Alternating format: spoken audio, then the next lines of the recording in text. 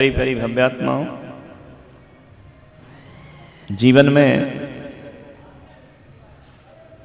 अनुशासन जरूर होना चाहिए, है ना। इंसान द्विज है। द्विज यानी क्या होता है? जो दोबारा जन्म लेता है।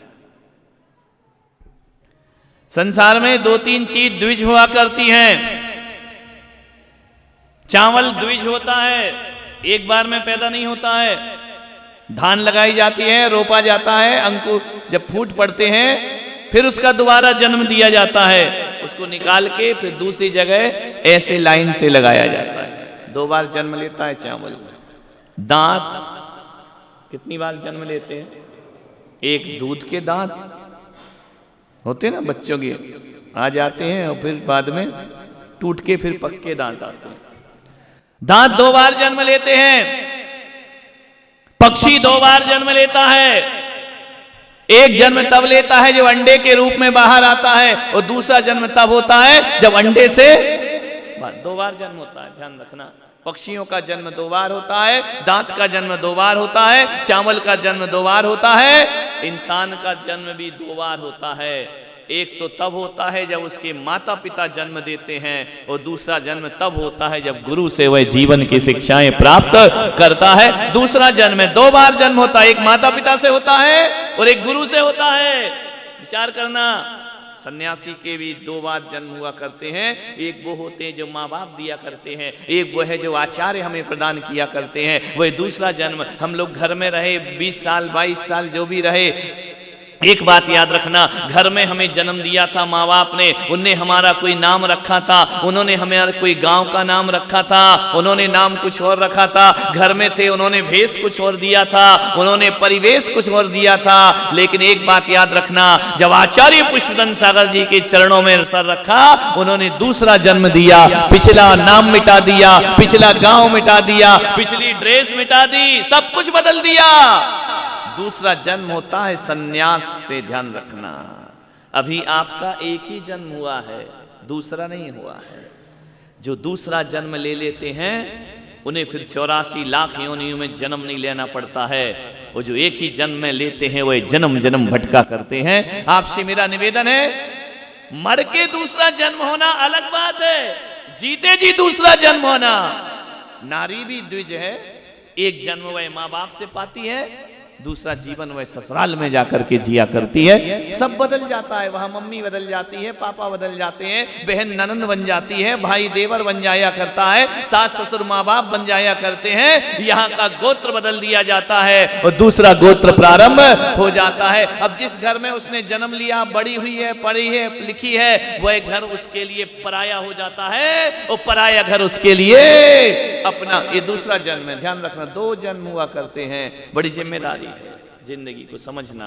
दो बार जन्म होता है, जीते जी दूसरा जन्म ले लेना ये बहुत कठिन। मर के लेना ये तो आसान काम है, जीते जी दूसरा जन्म। जिंदा है और दूसरा जन्म, हमने किसी का एक्सीडेंट हो जाता है ना, मृत्यु के क्षण आ जाते हैं, बच जाता है, हम कहते हैं इसका दूसरा जन्म हो गया। ध्यान रखना, विचार करिए, दोबारा जन्म लेना। एक जन्म होता है संसार से और एक जन्म होता है संस्कार से। मैं आपसे निवेदन करूं, अपने बेटे को सब कुछ देना, मकान देना, बंगला देना, टीवी देना, बीबी देना, रुपया देना, पैसा देना, महंगी से महंगी कार देना। कार दे पाओ या ना दे पाओ, अपने बच्चे को संस्कार जरूर देना। ध्यान रखिए, यदि संस्कार है तो कारों की। आज मैं सुबह सुबह वहां से आ रहा था, जीतू भाई वगैरह सब साथ में थे। इसने बताया कि महाराज ये कार मेरे बच्चे ने मुझे गिफ्ट दी है। ध्यान रखिए, बाप तो बच्चों को सब कुछ देता है, लेकिन बच्चा जब देने लगता है तो लगता है कि कार नहीं, हमने उसे संस्कार प्रदान किए हैं। इसी वजह से वह पिता को गिफ्ट देना बहुत बड़ी बात होती है। बेटे को गिफ्ट देना तो कोई बड़ी बात नहीं, बेटे का फर्ज है कि अपने माँ बाप को कोई उपहार प्रदान करे। ध्यान रख, मुझे बहुत अच्छा लगा सुन करके। कार आर से कोई मतलब नहीं है, लेकिन उसकी भावनाएं, उसकी इच्छाएं, विदेश में रहने के बाद उसने अपने माँ बाप को एक कार गिफ्ट में दी। ध्यान रख, सोचना है आपको, ऐसे संस्कार बनाओ जीवन के। पुराना सब छूट जाता है दीक्षा लेने के बाद। भेष बदल जाता है, परिवेश बदल जाता है, देश बदल जाता है। अब कोई हमसे पूछे महाराज तुम्हारा एड्रेस क्या है, क्या एड्रेस दूं? कोई एड्रेस है क्या मेरा? बोलो। ना मेरे पास ड्रेस है, ना मेरे पास एड्रेस है। बेपते का आदमी हूं मैं। लेकिन एक बात याद रखना कि आदमी तो बेपते का हूं, लेकिन बात पते की करता हूं जो तुम्हारे जीवन में बहुत काम आएगी। मेरा कोई एड्रेस नहीं है, लेकिन परमात्मा का एड्रेस दिया करता हूं। सब कुछ छोड़ दिया। एक बच्ची आई थी अभी ऊपर, मैंने कहा बेटा घर छोड़ दे, सन्यास ले ले। बोले बड़ा कठिन है आपका मार्ग। मैंने कहा क्या कठिन है? क्या कठिन क्या? मुझे समझ नहीं आता किस चीज। जितने संघर्ष ग्रस्त के जीवन में है ना, उतने साधु के जीवन में संघर्ष नहीं होते हैं। क्या कठिन है? अरे साधु बन जाओगे, सन्यास ले लोगे। विचार करना है आपको, सोचना है, चिंतन करना है, सब कुछ बदल जाता है। क्या परेशानी है सन्यास में? कोई परेशानी नहीं है। एक बात बताओ, एक घर में रहोगे तो एक घर में रोटी खाओगे, महाराज बन गए तो बोलो फायदा या नुकसान? ईमानदारी से अभी 4-5 के इंतजार कर रहे हैं मेरा। जिसके घर नहीं जाओ वही रोने लगेगा। मैं जिसके घर नहीं जाऊं वो रोता है, और घर में रहो तो रो रो के मांगना पड़ता है। कौन सी जिंदगी अच्छी है? विचार करिए। जिसके घर आहार ना हो उसको दुख होता है, उसका मन दुखता है। विचार करो क्या क्या क्या नुकसान है यहाँ बताइए। घर में थाली में कितनी कटोरी रहती हैं? ईमानदार अमीरों के घर में भी कितनी कटोरी? 2 होंगी, 3 होंगी। 2 सब्जी खाएगा और क्या खाएगा? दाल खाएगा एक। कितनी थाली में? मेरी थाली में कितनी होती हैं? बोलो बताओ, ईमानदारी से बताओ। तो क्यों कहते ये कठिन मार्ग? तो बड़े आनंद का मार्ग है। घर में यदि तुम कॉलेज पढ़ने जाओ, बाहर जाओ, कितने लोग स्टेशन छोड़ने जाएंगे? मम्मी पापा, पापा बिजी हुए तो ड्राइवर छोड़ के आ जाएगा। मैं जाऊंगा तो कितने जाएंगे छोड़ने? नुकसान क्या है मुझे समझ ही नहीं आता। यहाँ तो प्लस ही प्लस है, प्लस ही प्लस है। घर में बीमार हो जाओ कितने लोग पूछेंगे? 1-2। वो महीना भर बीमार रहे तो वही मुंह बनाने लगेंगे, यार ये ठीक ही नहीं होता, कहां तक करें? हे भगवान, या तो नहीं बूढ़ा हुआ तो जवान को थोड़ी बोलोगे, या तो भगवान इसको उठा ले। विचार करिए, घर में बीमार हो जाओ, लंबे समय तक बीमार रहो तो घर के लोग भी मुंह फेर लेते हैं। और समाज में साधु का यदि सिर भी दुख जाए ना, तो साधु का सिर दर्द कम होता है, समाज का सिर दर्द ज्यादा हो जाया करता है। मेरे अभी थोड़ी बहुत दवाइयों के ढेर लग रहे हैं। यदि मैं खोलूं ना, कोई आता है महाराज ये ले लो, आपका पैर दुख रहा है, कोई कहता है गला दुख रहा है, ये दवाई ले लो, ये डॉक्टर ले लो, ये थेरेपी वाले ले लो, ये ले लो, इतने जो भी लाता है दवाई मैं रख लेता हूँ, वापिस नहीं कर। बेचारा इतने भाव से लाया है, ढूंढ ढांड के लाया होगा, मेहनत की होगी, महाराज ठीक हो जाए, वो दवाई मैं ले लेता हूँ। ये बात अलग कि खाता नहीं हूं, इतनी कहूंगा तो निपट जाऊंगा, ध्यान रखिए। लेकिन सबकी दवाइयां मैं स्वीकार करके एक डिब्बे में रख देता हूं। क्यों रखता हूं मालूम है? मैं ये सोच के रखता हूं कि ये दवा नहीं है, ये भक्तों की दुआ है, इन्हें स्वीकार करना चाहिए। दवाई के बहाने दुआएं लेकर के आए हैं। हो सकता है कि मैं दवाई से ठीक ना हो, लेकिन अपने भक्तों की दुआओं से जरूर ठीक। क्या नुकसान महाराज बनने में? क्या प्रॉब्लम? देखो, घर में मांग मांग के खाओ और यहां मना कर करके खाओ। नहीं खाना, प्लीज 1 गिलास ले लीजिए, महाराज ले लो, बड़े भाव से बनाना, ले लीजिए, नहीं लेना, अरे ले लो, आज तो कुछ लिया ही नहीं महाराज। अरे लिया नहीं तो क्या कर रहे थे वहां घंटा भर खड़े होकर? विचार करिए, सोचिए। इससे अच्छा जीवन का मैं तो भगवान से ही कहता हूं, भगवान हर जन्म में जैन धर्म मिले, हर जन्म में मुनि बनूं। जब तक मोक्ष की प्राप्ति ना हो, हर जन्म में मुनि दीक्षा मिलना चाहिए। ऐसी भावनाएं रखो। क्या परेशानी है? विचार करिए। बूढ़े बूढ़े बड़े बड़े, हे महाराज, ये अपने बेटे की नहीं सुने, वो हमारी सुनते हैं। बोलिए, जितने ये सीनियर सिटीजन बैठे हैं, कभी तुम्हारे इतने बड़े बच्चों ने पैर दबाए हैं? प्यार से सेवा की है? बीमार तो दवा दिए, वो भी 10 मिनट दवाई, फिर देखता बापू मना करे, बापू मना करे, मैं उठ के जाऊं। विचार करिए, इतने प्यार से तुम्हारे बच्चों ने पैर नहीं दबाए होंगे जितने प्यार से जवान लोग रात को हमारे पैर दबाए। क्या दिक्कत है भाई, इतना मौज, बादशाह, बड़े बड़े सम्राट नरेंद्र मोदी भी आए तो कहेंगे हे महाराज प्रणाम। बताओ क्या प्रॉब्लम है? साधु बनने में कोई प्रॉब्लम नहीं है, मैं तो बड़ा खुश हूं भाई।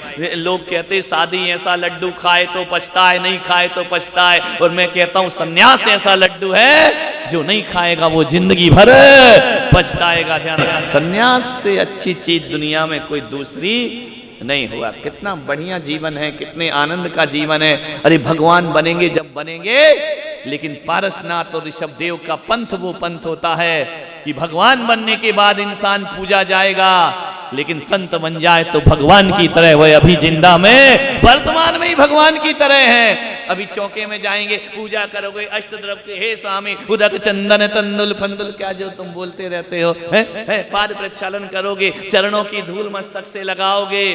अब और कैसा भगवान, भगवान ऐसे ही तो होता और कैसा होता है? क्यों डरते हो दीक्षा लेने में तेजपाल जी?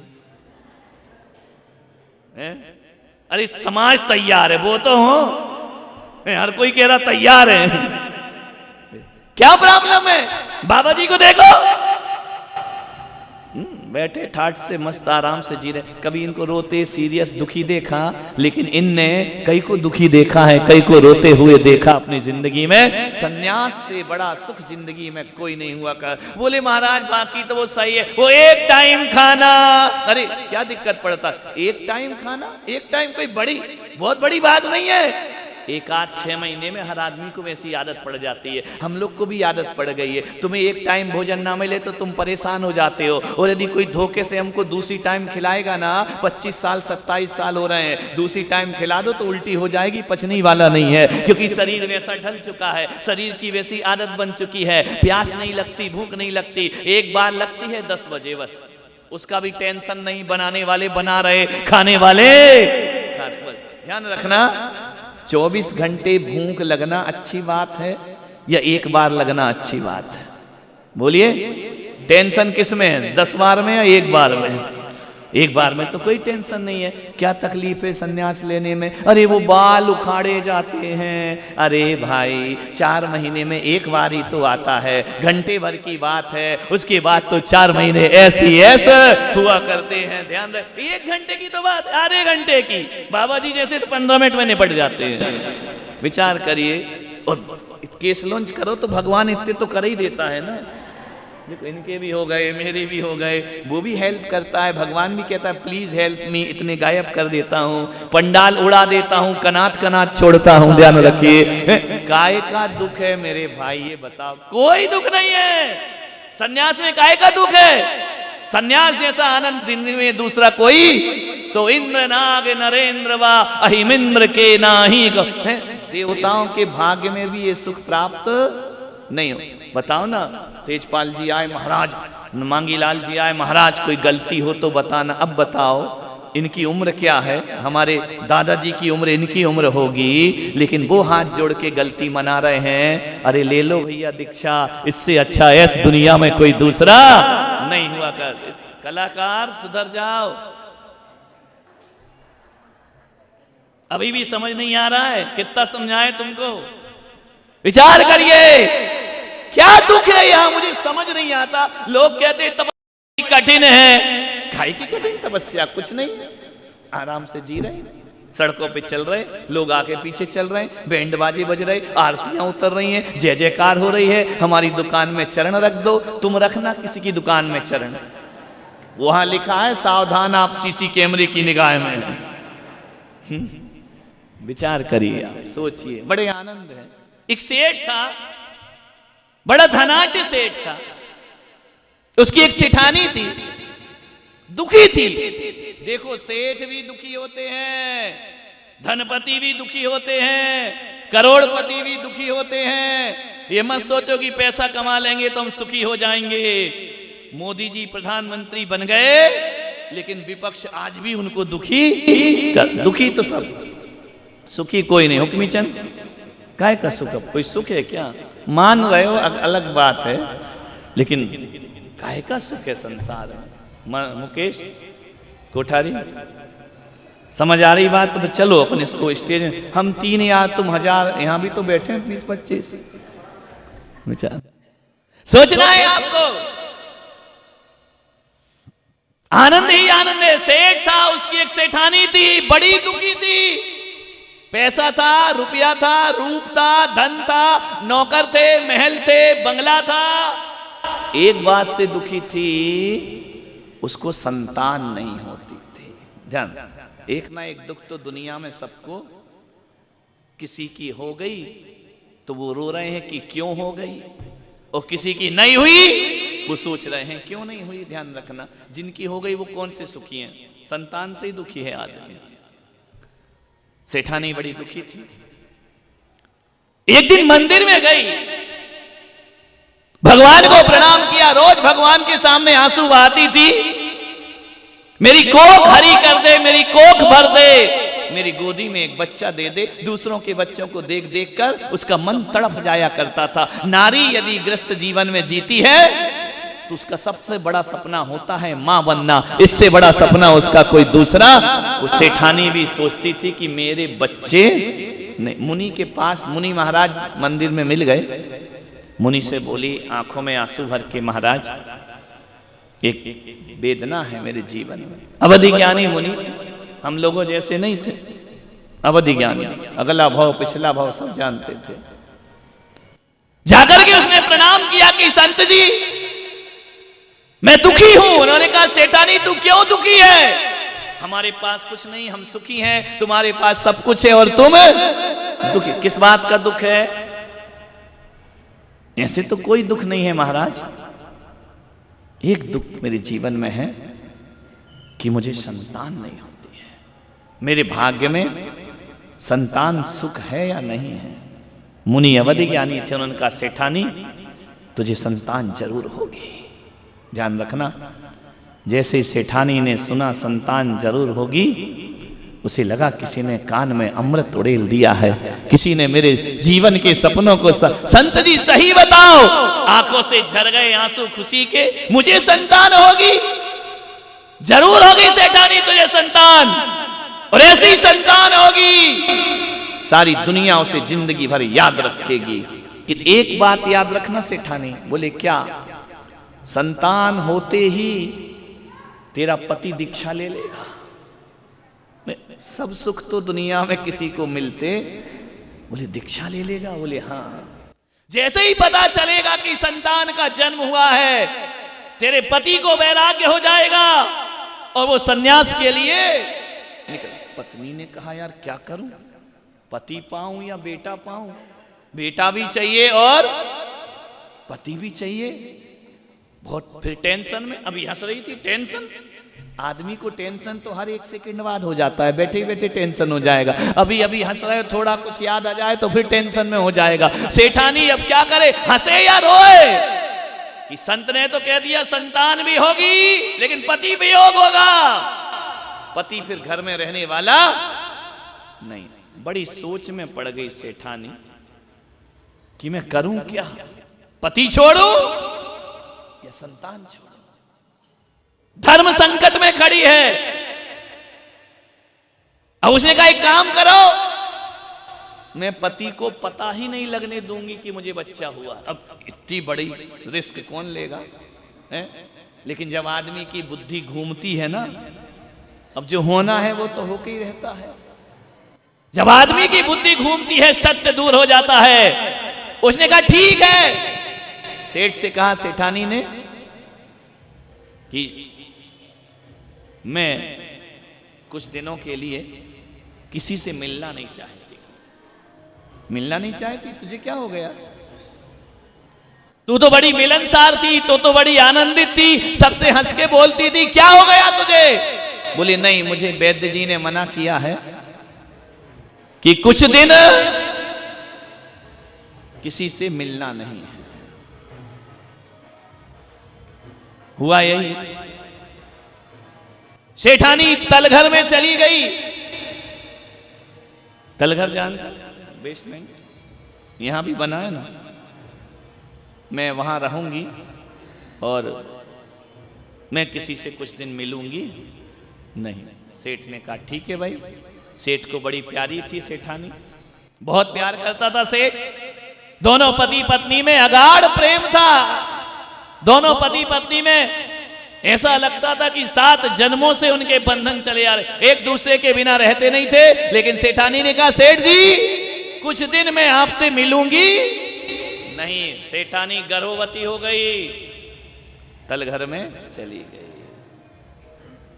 समय बीता, वक्त बीता, कब तक चोरी छिप करके रहेगी।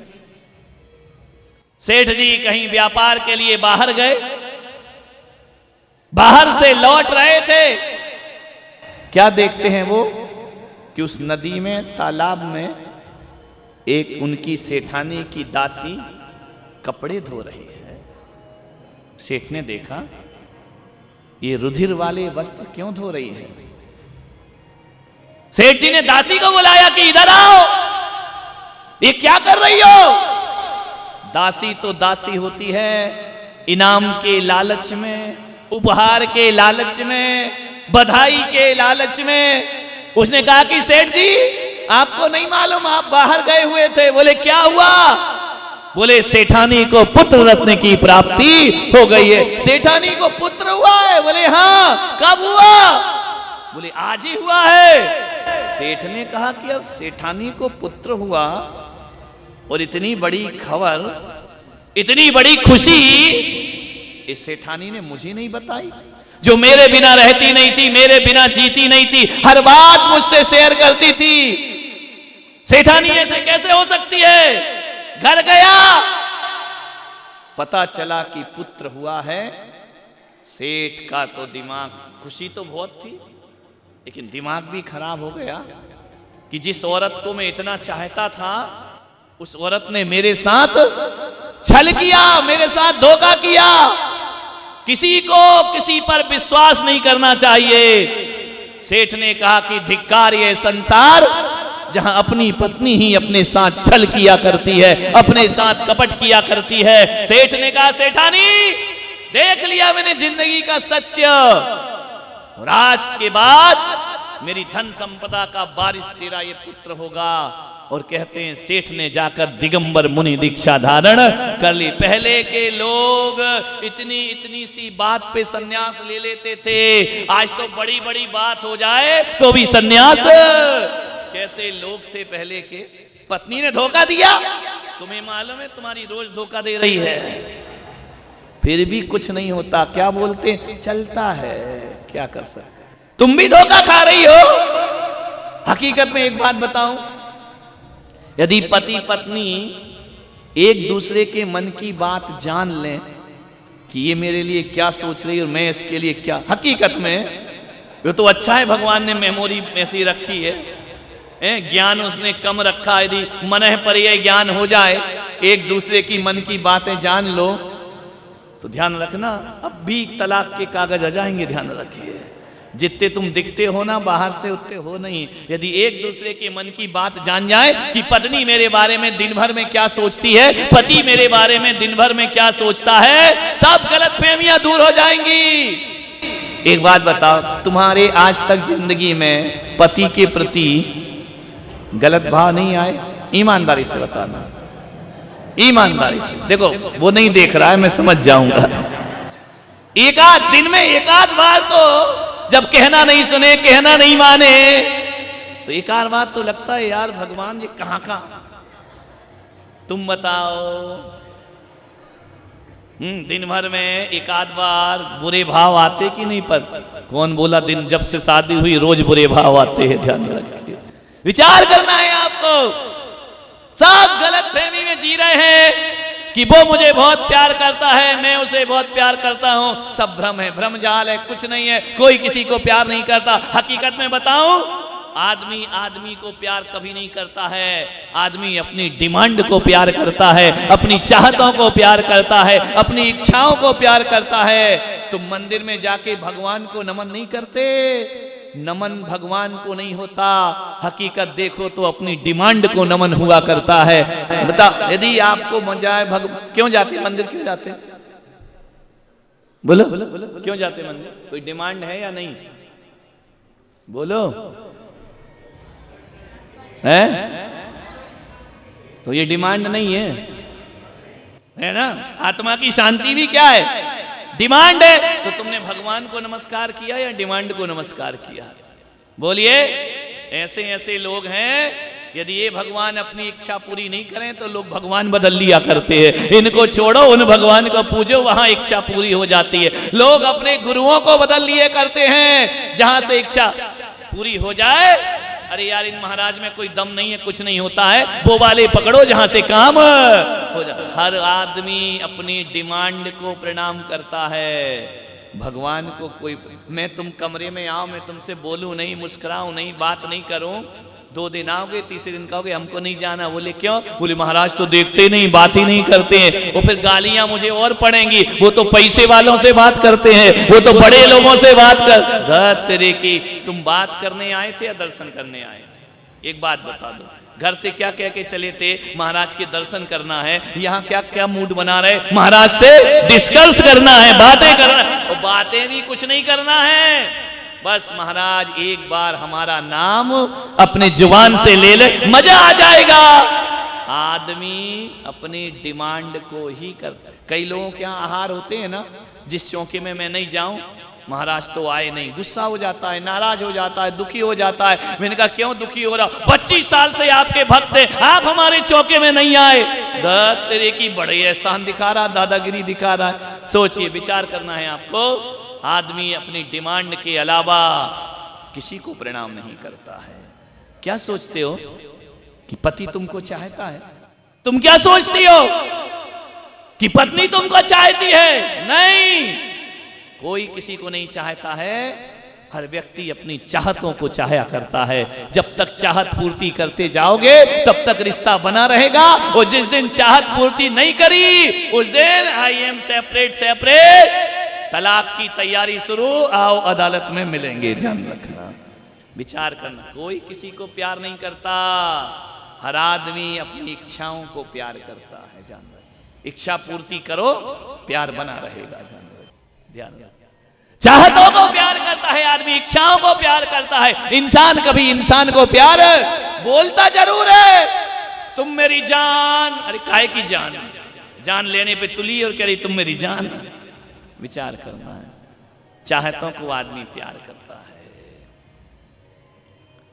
सेठ को लगा कि सब स्वार्थ भरा संसार है, उन्होंने दीक्षा ले ली। सोचना है आपको। मुनि ने कहा कि ध्यान रखना, ये तुम्हारे पति तो सन्यास ले लेंगे, लेकिन जिस दिन तुम्हारे बेटे ने संसार को समझ लिया, वो भी सन्यास।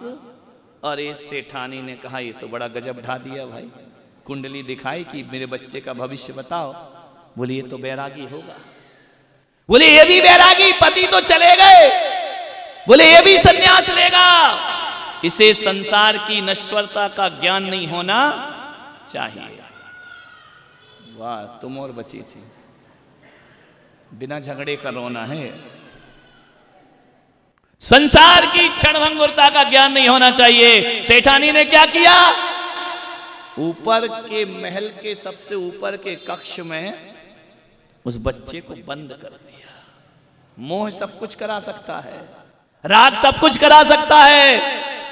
कमरे में बंद, उसने ना सूरज देखा ना चांद देखा, रत्नों की रोशनी में वह प्रकाश देखा करता है।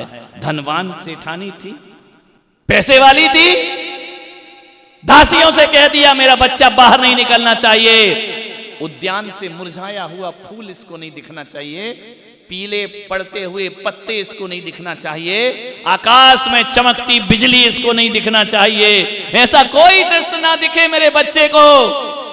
क्षणभंगुरता का दृश्य दिखा और मेरा बच्चा चला जाएगा। पूरा बंदी गृह में, उस महल में इतना सुंदर व्यवस्थाएं उसने ऊपर के महल में की, जो संसार में बाहर है उससे अच्छा संसार उस सेठानी ने भीतर बसा दिया। क्या कर सकते हैं? बहुत पाबंदियां लगती हैं। हमने भी घर छोड़ा तो ऐसे थोड़ी छोड़ दिया है, हैं? तुम क्या समझ रहे कि हम एक्स्ट्रा थे कि माँ बाप ने कहा जा रे दीक्षा ले ले? ध्यान रखना, नहीं, बहुत बड़े होते हैं, ध्यान रखना।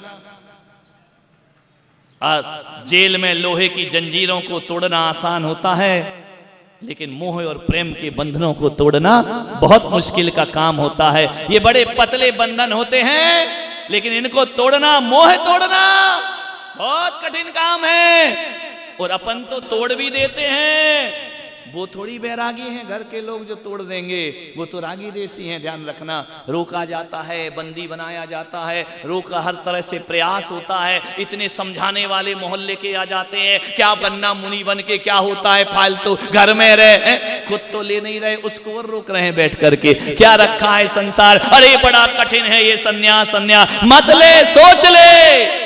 एक सन्यासी बने, पहले के जमाने में एक दीक्षा लेता था तो उसके साथ हजारों दीक्षा ले लेते थे। आज ये है, एक दीक्षा ले, 1000 वकील खड़े हो जाते। मत ले, क्या रखा है, मोक्ष मोक्ष होना, सब महाराजों का हमने देख रखा है, कोई मतलब नहीं है, बेकार मत कर, सोच ले। इतना टॉर्चर करेंगे उसको कि कैसे भी उसका बैराग कैंसिल हो जाए। ना हमने नहीं ली तो तुम कैसे ले सकते हो?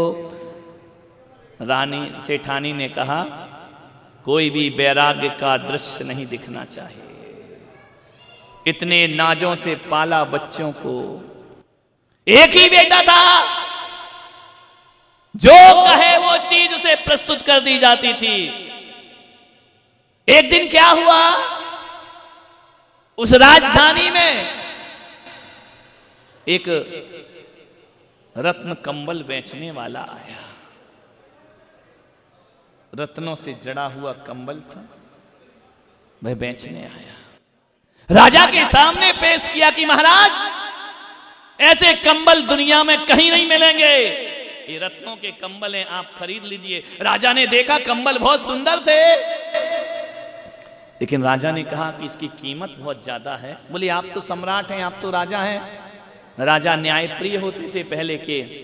मैं सम्राट भले हूं, लेकिन मेरे खजाने में यदि पैसे हैं ना, वो मेरे नहीं, मेरी प्रजा के पैसे हैं, और प्रजा के पैसों को मैं ऐश्वर्य में खर्च नहीं कर सकता हूं। जाओ, हमको नहीं लेना है। आजकल के राजा नहीं थे कि राम राम जपना और पराया माल अपना, ऐसे नहीं थे। पहले के राजा न्यायप्रिय होते थे। टैक्स का पैसा आया है, मैं इसे व्यर्थ में बर्बाद नहीं करूंगा, मेरे पास जो कपड़े हैं मैं उसमें जीवन जी लूंगा।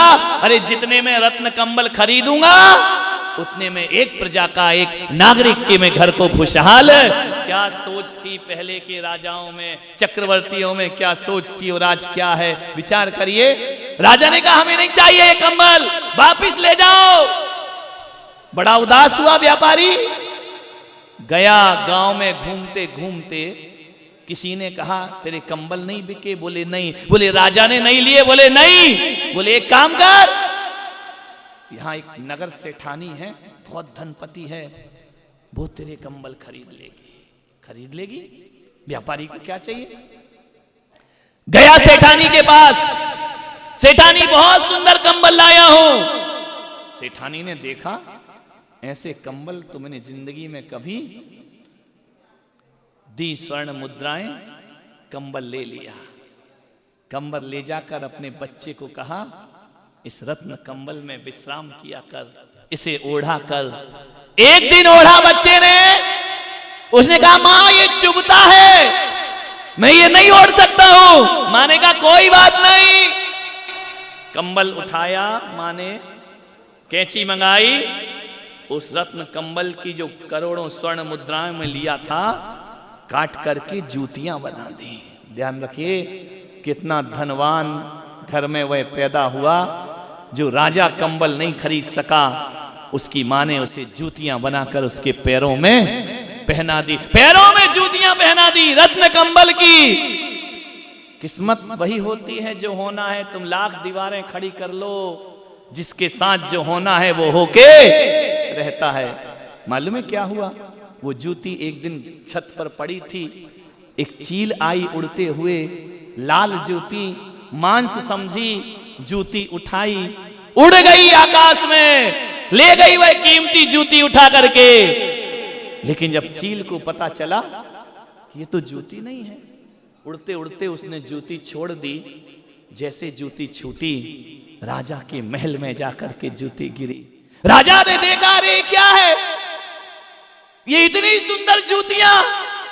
कौन धनपति है इस संसार में जो इतनी सुंदर जूतियां पहना करता है? पता चला ये वही कंबल है महाराज जिसे तुम खरीद नहीं सके। किसी ने उसकी जूतियां बना करके कंबल को काट के रख दिया। राजा ने कहा, ऐसा कौन है, ऐसा कौन धनपति है जो करोड़ों के कंबल खरीद कर जूतियां बनाता है? राजा को पता नहीं था, महलों में रहने वालों को क्या पता कि नगर में और राजधानी में क्या हो रहा है। राजा ने कहा, पता करूंगा कौन है ऐसा धनवान। पता चला सुरेंद्र दत्त सेठ की सेठानी यशोभद्रा, उसने ये कंबल की जूतियां बना दी। राजा कहा, चलो मिलने चलते हैं, धनपति है, पैसे वाले हैं, चलते हैं उनके पास। जैसे ही गए राजा, सेठानी को पता कि सम्राट मेरे घर में पधार रहे, राजा मेरे घर में आ रहे हैं। सेठानी ने स्वागत किया, सत्कार किया। राजा आ जाएं, महाराज आ जाएं, आस्था और विश्वास से लोग स्वागत किया करते हैं। मैं भी आपसे कह रहा हूं, आपके नगर में यदि कोई धनपति आ जाए, धनपति का स्वागत करना या नहीं करना, उसके पुण्य की अनुमोदना जरूर करना, उसे अपने घर में जरूर ले जाना, उसके चरण अपने घर में जरूर पड़वाना। ध्यान रखिए, विचार करिए, सोचना है आपको। पुण्य की अनुमोदना करो, पुण्य बढ़ेगा। लेकिन हम क्या करते हैं, पुण्य के द्वेष रखते हैं, इसलिए हमारे पास पुण्य आता। कोई धनपति है, हम उसकी बुराई करते हैं, हम उसकी निंदा करते हैं, हम उसकी टांग खिंचाई करते हैं, पाप का बंध होता है। ध्यान रखना, पुण्यात्मा बनो या ना बनो, जो पुण्यात्मा है उसकी अनुमोदना जरूर करना चाहिए। हमारे जीवन में भी पुण्य का संचय, सन्यास लो या ना लो, सन्यासी की अनुमोदना जरूर करो, उसकी तपस्या का पुण्य तुम्हारे भाग्य में ट्रांसफर हो जाया करता है। क्या हुआ, राजा आ रहे हैं, स्वागत किया। राजा ने कहा कि सेठानी, हमने सुना है ये जूती तुम्हारे यहां की है। सेठानी ने कहा, महाराज ये आपके महल में कैसे पहुंच गई? बोले, महल में कैसे पहुंच गई? एक चील आई, वह छोड़ करके चली गई। तभी महाराज मैं जूतियां ढूंढ रही थी कि जूती गई कहां। अच्छा किया महाराज जो मेरी जूती आपने वापिस कर दी। महाराज ने कहा, सुन, ये जूतियां तूने बनाई किसके लिए हैं? क्या बोले? बोले कि फंसे। महाराज आप इसका टेंशन तनाव मत लो। राजा ने कहा, सत्य बताओ, ये जूतियां कौन पहनता है? मुझे उससे मिलना है। मिलना है? सेठानी को डर हुआ कि मेरा बेटा राजा को देखकर बाहर की दुनिया ना देख ले, वह छोड़ करके ना चला जाए। महाराज उससे आप नहीं मिल सकते हैं, ये राज आज्ञा है, राजा की आज्ञा है। नहीं मिलने दोगी सेठानी तो तुम्हें दंड दिया जाएगा। दंड दिया जाएगा? चलो तुमको मिला देती हूं। ले गई ऊपर महल में, पुत्र से मिलाने के लिए दीपक से आरती उतारी, उसके ऊपर सरसों अक्षत का छेपण किया, राजा के स्वागत किया, बिठाया। महाराज भोजन करिए। राजा देख करके रह गया, इतना सुंदर बालक, इतना खूबसूरत, इतना सौंदर्य का धनी, घुंघराले केस, उन्नत ललाट, गुलाब की पंखड़ियों जैसे ओंठ, हाथ पैर बिल्कुल नाजुक। महाराज ने कहा कि ये पुत्र तुम्हारा है सेठानी? हाँ महाराज, ये मेरा पुत्र है। इतना सुंदर, इतना खूबसूरत? बोले, हाँ महाराज। राजा के लिए भोजन परोसा गया। उसी कक्ष में राजा ने भोजन किया। क्या देखते हैं कि जो पुत्र था उसकी आंखों में झरझर आंसू बह रहे हैं।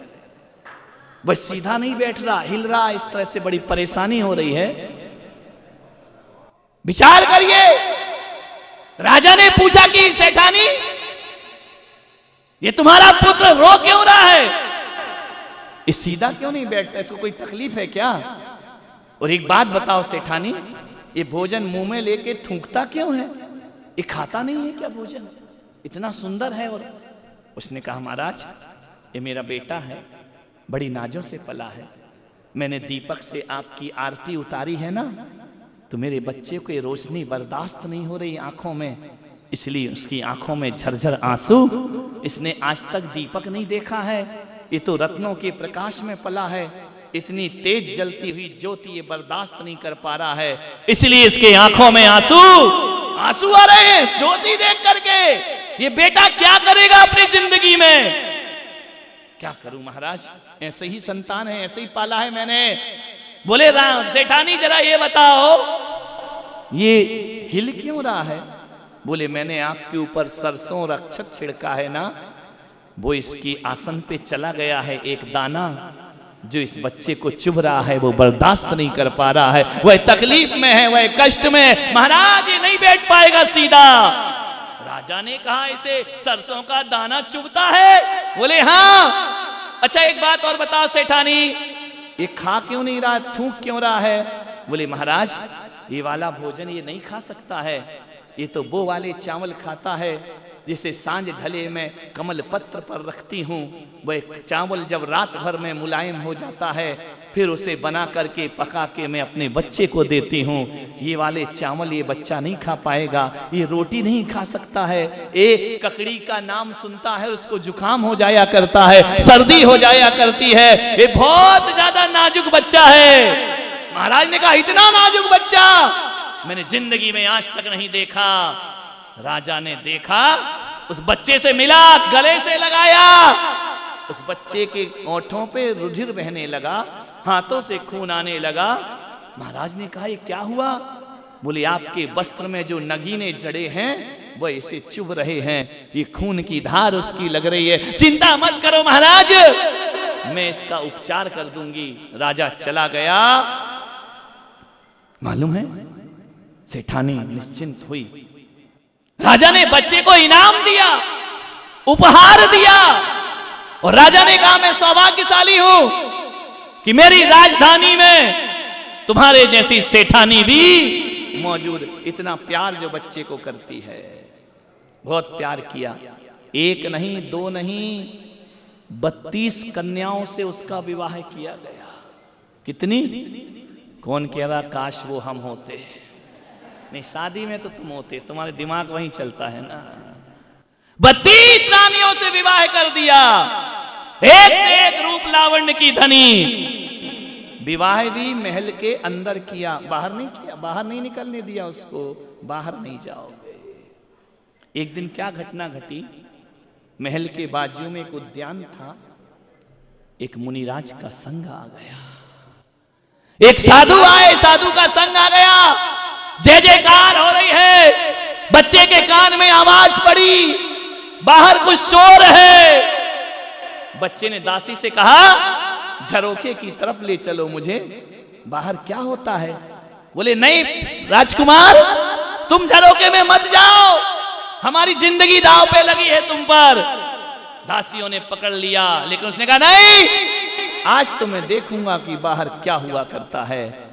हाथ छुड़ाकर दौड़ा दौड़ा भागा छत पर, क्या देखता है कि बाजू में मुनि महाराज बैठे हुए हैं। पहली बार सूरज का प्रकाश देखा, पहली बार उसने वृक्ष देखे, पहली बार बाहर की दुनिया देखी। दासी से पूछा ये कौन है? दासी ने कहा अंदर चलो। सेठानी आ गई, दासियों से कहा कि तुम पर पाबंदी थी, बच्चा बाहर कैसे आया? मां देखो ये कौन बैठे हैं। कौन थे मालूम है? ये उसके वही पिता थे जो उसे छोड़ करके दिगंबर मुनि बन जाया करते हैं। सेठानी ने कहा चलो ये पागल है, पागल। मोह सब कुछ कहलाता है, ये पागल हो गए हैं, बिना कपड़े के घूमते हैं, तू अंदर चल। ये क्यों हो गया मां पागल? बोले तू अंदर चल। घसीट करके उसे अंदर ले गई और अपने दूतों को आदेश दिया कि जाओ जंगल से उसे बाहर फिकवाओ, जो मुनि बन करके बैठा है इस इलाके में वह दिखना नहीं चाहिए। उन्होंने कहा कि चलो उठो, संत कहां जाने वाले। दुर्भाग्य था उस सेठानी का कि सौभाग्य था, वो आखिरी दिन था, चातुर्मास शुरू हो रहा था। मुनि ने कहा सेठानी रोते रोते गई, तुम चले गए तो चले गए, मेरे बच्चे को बचने दो, तुम यहां से चले जाओ। सेठानी, हम तो यहां से नहीं जा सकते हैं, हमने तो इसी जंगल में चातुर्मास स्थापित किया है, यही उद्यान में 4 महीने हम यहां से जा नहीं सकते हैं। उन्होंने कहा कि ठीक है, नहीं जाओगे तो मत जाओ, लेकिन मेरे बच्चों की नजरों में नहीं आना कभी जिंदगी में। मैं तुम्हारे लिए ऐसी गुफा बना देती हूं, 4 महीने उसमें ही रहना, बाहर नहीं निकलना। मुनि ने कहा तुम कुछ भी करो, 4 महीने तो हमारा यही चतुर्मास होगा। पहले समाज तो थी नहीं कि नरियल चढ़ाए, फिर पीछे लगे, गुरु से आज्ञा ले, यहाँ जाए, ये सब नाटंकी पहले नहीं चला करती थी। पहले किसी को पता ही नहीं रहता था कहाँ चतुर्मास से कब क्या हो रहा। अब तो बड़े पोस्टर लगाओ, बड़ा होर्डिंग लगाओ, बड़ा प्रचार करो, टीवी में दो। पहले ये सब थोड़ी होता था, कुछ नहीं। महाराज को जहाँ चौमासा करना है, आज तो नरियल नहीं चढ़ाए तो महाराज तुम्हारे मंदिर में नहीं आ सकते हैं। बोले क्यों? बोले आए क्यों? हमने नरियल चढ़ाया था क्या?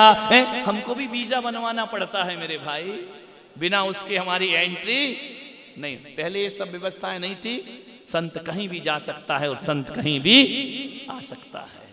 यही हुआ, उन्होंने चातुर्मास की स्थापना कर ली। अब इसके अंदर 4 महीने द्वंद्व चल रहा है। बाहर नंगा कौन बैठा है? मां वो कपड़े क्यों नहीं पहनता है?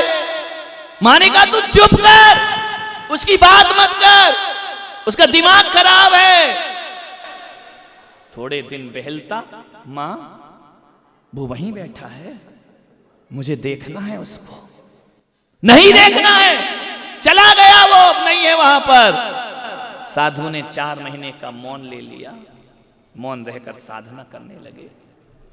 दीपावली का दिन आया, चातुर्मास विसर्जन का दिन आया।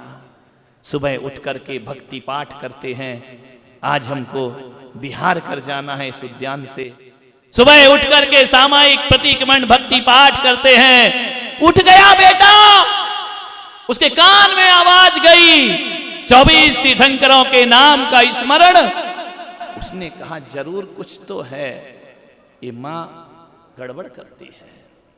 दीपावली पे चतुर्मास विसर्जन किया। कल हमारा विहार होगा, मेरा नहीं, मैं तो हूं अभी यहां। उस रात ना जाने उसे क्या हुआ बेटे को। उसने कहा कि जाकर मिलूंगा, देखूंगा वो है कौन, जाऊं कैसे, महल बहुत ऊंचा है, पहरे लगे हुए हैं सब तरफ, कुछ नहीं दिखा उसे। मां की साड़ी लेता है, खिड़की से बांधता है और साड़ी के सहारे नीचे, और जैसे नीचे उतरता है ना, साड़ी की रगड़ लगती है, खून से लहू लुहान दोनों हाथ हो जाते हैं, रक्त रंजित दोनों हाथ हो जाते, खून की धारा बह रही है, उतरते जा रहा है, उतरते जा रहा है। पैर फंसे हैं साड़ी में, पैर छिल रहे हैं, हाथ छिल रहे हैं, मिलूंगा जरूर चाहे कुछ भी। जैसे ही गया, रात को 12 बजे उतर गया। जाकर के देखा मुनि ध्यान में बैठे हैं, चुपचाप बैठ गया बाजू में जाकर। प्रातः काल मुनि का मौन खुला, कौन हो तुम? बच्चे ने कहा ये बताओ, मैं जो भी हूं, तुम कौन हो? तुम इस उद्यान में 4 महीने से हो, तुम हो कौन? मुनि ने कहा कि बेटा मैं भी यही तलाशने निकला हूं कि मैं कौन हूं, कहां से आया हूं और मुझे कहां जाना है। मेरा कोई पता नहीं है बेटा, मैं कैसे बताऊं कि मैं कौन हूं? फिर आप कपड़े क्यों नहीं पहनते हैं? हम साधना करते हैं। किसकी साधना करते हो? परमात्मा बनने की साधना करते। ऐसे कोई परमात्मा बनता है? ऐसे कोई भगवान बनता है? भगवान कहाँ रहता है? बोले पहला भगवान तो हृदय में रहता है, दूसरा भगवान मोक्ष में विराजमान होता है। वो भगवान होते हैं। हाँ, मुझे भी भगवान बनना है। नहीं पुत्र, तुम भगवान बनोगे। ये तुम्हारे हाथ से रक्त की धारा क्यों बह रही है? बोले महाराज ये सब छोड़ो, मुझे भगवान बनाओ, मुझे अभी भगवान बनना है। मुनि ने कहा कि हमारे अब बिहार का समय, मैं भगवान बनना चाहता हूं। मालूम है उसी समय उस बच्चे ने केसों का लौंचन किया और भगवान बनने की यात्रा पर निकल गया। फेंक दिए, वस्त्र उतार करके फेंक दिए, रत्नों के वस्त्र उतार करके फेंक दिए, नग्न दिगंबर काया लेकर खड़े हो गए तपस्या करने। रात के अंधेरे में खड़े हैं। मालूम है कौन है? वो सुकुमाल मुनि हुआ करते हैं जो कठोर तपस्चरण किया करते हैं। सोचिए, जैसे राई का दाना चुभ रहा था, जो दीपक का प्रकाश बर्दाश्त नहीं होता था, लहू लुहान वह सुकुमाल मुनि उज्जैन की उस भूमि में, शमशान भूमि में आत्मा का ध्यान करने खड़े हो जाते हैं। मालूम है 3 दिन तक श्यालिनी पैर खाया करती थी। राई का दाना जिसके बिस्तर में चुभता था, श्यालिनी ने पैर खाए।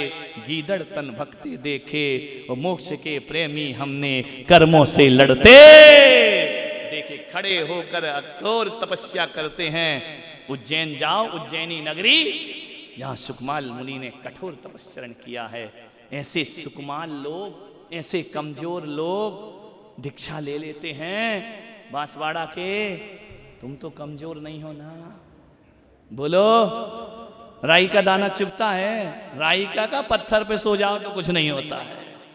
विचार करिए, दीपक की ज्योति से आंसू आते हैं? कोई आंसू नहीं।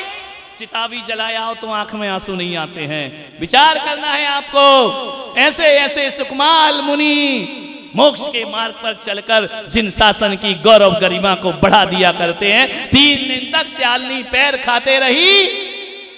ध्यान रखना, हमारी समाज में सुकुमाल तो मुनि बन सकते हैं, लेकिन मुनि कभी भी सुकुमाल बनता नहीं है। वो तो कठोर तपस्चरण करता है, आत्मा का ध्यान करता है, आत्म कल्याण किया करता है। जीवन इसी का नाम हुआ करता है। मान्यवर, सेठानी ने देखा कि मेरा पुत्र भी चला गया, अभी लौटने वाला नहीं। तड़प तड़प कर पुत्र मोह में सेठानी मरती है, नरक गति की पात्र हुआ करती है। मान्यवर, उसी घर से 2 निर्वाण और सर्वा सिद्धि की यात्रा करते हैं, उसी घर से मोह नरक की यात्रा किया करता है। आपसे मेरा निवेदन है, ध्यान रखना, जिंदगी को समझो। कब समझोगे? जीवन का समय कितना बचा है? प्रवचन का ही समय समाप्त हो गया है, 10:15 बज चुके हैं। कुछ नहीं जाएगा हाथ में, ध्यान रखना।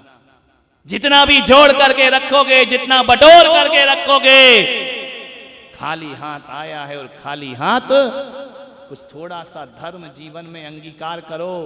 श्रावक के व्रतों को अंगीकार करो, मुनियों के व्रतों को अंगीकार करो, तपस्चरण करो, जीवन को सार्थक बनाने का प्रयास करिए।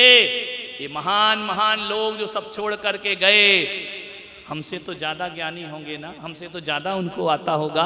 विचार करिए, संत आए हैं, प्रवचन सुनते हैं, ध्यान लगाते हैं। केवल प्रवचनों को सुनने का माध्यम मत बनाओ, प्रवचन को जीवन में उतारने का माध्यम बनाइए, तो आपका यहाँ बैठना सार्थक और सफल हो जाएगा। वरना 1 घंटे का मनोरंजन किया और यहाँ से चले गए, मिला क्या? बोले खाली हाथ आए और खाली हाथ चले गए। ध्यान रखना, ये सन्यास का आनंद, सन्यास का सुख। एक आदमी ने बोला, महाराज बहुत कष्ट होते होंगे। एक बात कह के मैं समाप्त करता हूं। एक बात बताएं, यहाँ कोई लड़का बैठा हो जवान, आधी रात को तुम्हारी माँ की तबीयत खराब हो जाए, सिर दुखने लगे, पानी गिर रहा हो, और माँ बोले कि बेटा जा मेरे लिए दवाई ले आना, तो बेटा क्या कहेगा? माँ पानी गिर रहा, आधी रात, सो जाना, काहे को टेंशन, सवेरे ले आऊंगा, सिर ही तो दुख रहा है ना, सो जा चुपचाप। बेटा मना कर देगा। और एक बात बताओ, आधी रात को बरसते पानी में कोई छोरी बुलाए कि आना यहां मिलेंगे मंदिर के पास, तो क्या करेगा लड़का? मम्मी कहेगी मत जा, वो बहाने करके चुपचाप निकल के। माँ के समय रात क्यों दिखी, लड़की के समय रात क्यों नहीं दिखी? आपसे पूछना चाहता हूं। एक से प्रेम जुड़ा है और एक से है तो, लेकिन उतना प्रेम नहीं। जहां प्रेम होता है ना, वहां आंधी तूफान दिखाई नहीं देते हैं, वहां कष्ट दिखाई नहीं देते हैं। एक बात पूछूं, एक महिला यदि पहाड़ पे चढ़ रही है और उसको कहा जाए कि एक अटैची लेके चल, तो अटैची बहुत भारी लगती है, उठा नहीं सकती है। इतना वजन लेके एक तो गिरनार चढ़ूं और वजन लेके चढ़ूं, ये मेरे से नहीं होगा। अरे अटैची गिरनार पर्वत तो छोड़ो, बांसवाड़ा की महिलाएं तो बस स्टैंड तक भी लेके नहीं जाती हैं। घर में ही बेचारा पति उठाता है, वो आके बैठ जाती है गाड़ी में, सोचना है अटैची नहीं उठती है, वजन लगता है। बोलिए 10 किलो का पत्थर यदि दिया जाए कि 10 किलो का पत्थर लो और संत निवास के ऊपर आओ, तो तुम आने वाले नहीं हो, तुम्हें वजन लगेगा, भारी लगेगा। एक बात बता दो महिलाओं, 10 किलो का पत्थर उठाना तुम्हें भारी लगता है, पहाड़ों पे चढ़ने में आप पत्थर को फेंक देंगे, पत्थर भारी लगता है, लेकिन 10 किलो का बच्चा हो तो क्या करोगे? विचार करिए। एक महिला 10 किलो का पत्थर लेके पहाड़ नहीं चढ़ सकती है, लेकिन 10 किलो का बच्चा लेकर पहाड़ चढ़ जाया करती है। ध्यान रखना, पत्थर बोझ होता है, बच्चा बोझ नहीं हुआ करता है। जबकि वजन दोनों का बराबर है, एक में वजन क्यों लग रहा और एक में क्यों नहीं लग रहा है? एक से प्रेम जुड़ा है इसलिए वो हल्का हो गया है, और एक से प्रेम नहीं है इसलिए वो भारी। जिस दिन परमात्मा से प्रेम जुड़ जाएगा उस दिन मोक्ष मार्ग कभी भारी नहीं लगेगा, वही आनंद में बन जाएगा। ध्यान रखना, मोक्ष मार्ग कठिन नहीं है, बहुत सरल है, बस प्रेम जुड़ना चाहिए। प्रेम हो तो सब कुछ हो जाया करता है, सब कुछ हल्के हो जाते हैं।